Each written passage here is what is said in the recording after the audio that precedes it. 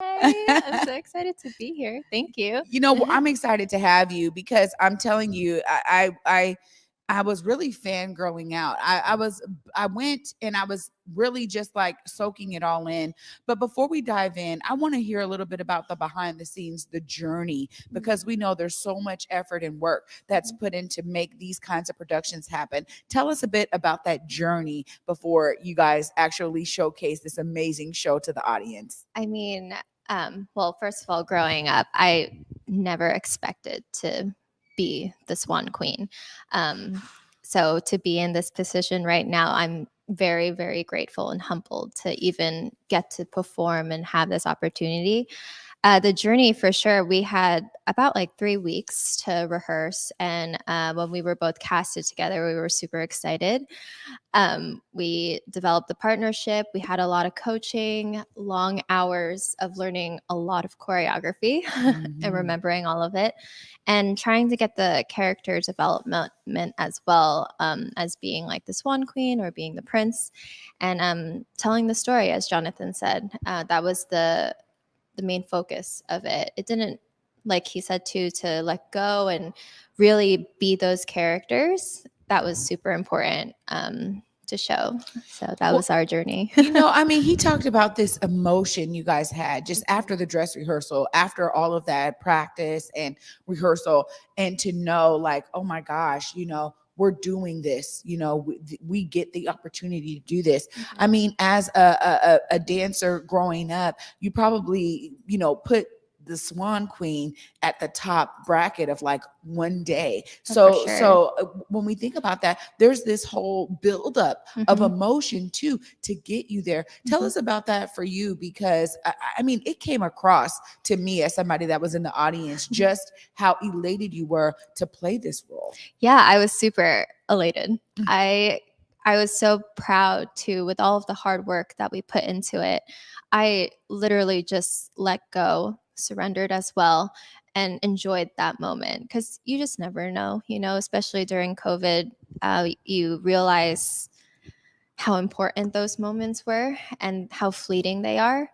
And to get to have an audience, actually my family and my fiance, like a lot of important people in my life, came to the show, and that was everything for me. That's why it was so emotional to get to be back on stage, to get to be dancing with an amazing partner, with amazing company, and have everyone together again. That was the light and the joy. And I hope I showed that because I felt it. You did. Yeah, thanks. You did. And I'm telling you, I was sitting there. I'm so glad because I sat in the back. Okay. Right. And I was like, I'm going to soak all this up. I didn't really leave. I think I went to the restroom during one of the breaks one time, but I just sat there in my seat the whole time.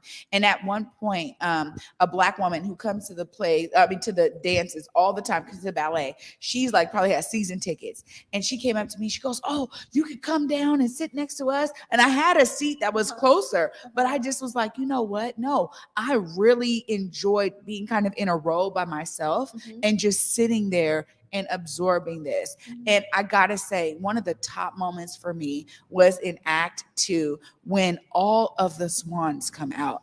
Oh my Amazing. God. I mean, I was like, talk about synchronicity of movement. It is a millisecond between one move to the other that really paints this entire picture. Tell us about just that moment, working with all of these swans and having to be that particular in your movement. Totally. It was beyond phenomenal. I mean, I started off that way as a corps de ballet dancer, as an apprentice, doing the core work. And I know how hard it is. All of those hours of standing, making sure you're behind someone or you're the leader. And it takes so much passion and devotion to it. And now, as being Odette and Odile, I feel them around me. And because I was once there too, and you feel their energy, and to have that camaraderie and to be all together, it's really rewarding. And it's so beautiful. It's so cool to see a flock of swans come out and just like create formations and dance all together, and you feel the energy. So I mean, I literally may have to reach out to Leah once again and be like, I think I need to come one more time before you guys are done. Because it was, I mean, for me, it was just that phenomenal. And honestly, I guess I didn't know what to expect. Again, I had never seen it. I didn't have a full grasp of the story. But as I was just saying to Jonathan, the ways that you guys played those characters, it came out so perfectly. Thank and you. you just answered something for me, because I was going to ask, did you also play the Black Swan?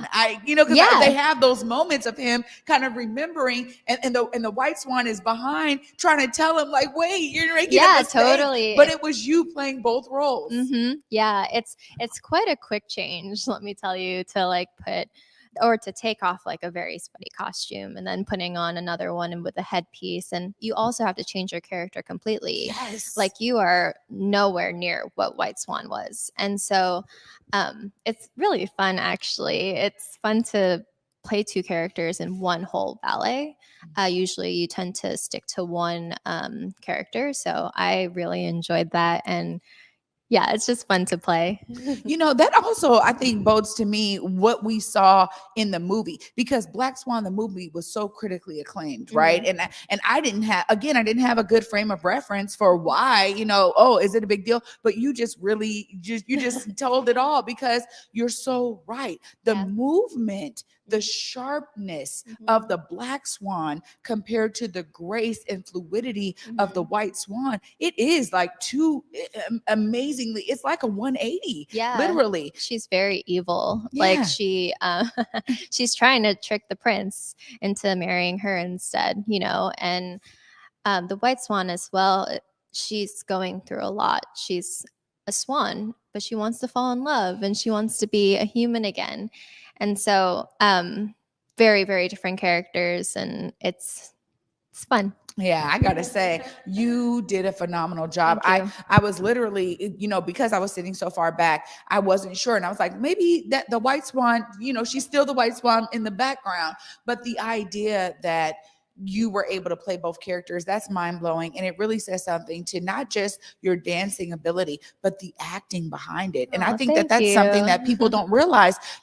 As ballet dancers, you guys really have to embody these characters and showcase that emotion. Totally. As we saw at the end there was so much of emotion that was poured into the very end, as you're having to do this last final dance with the prince and really let him know, you made the mistake and I can't, we can't be together.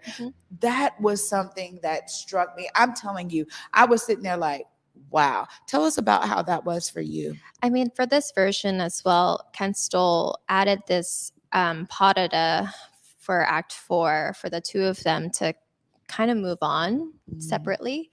Usually in different versions, both the Swan Queen and the Prince die. They fall into the lake together. But this one is very heartbreaking. She leaves him and says, I can't go on with you.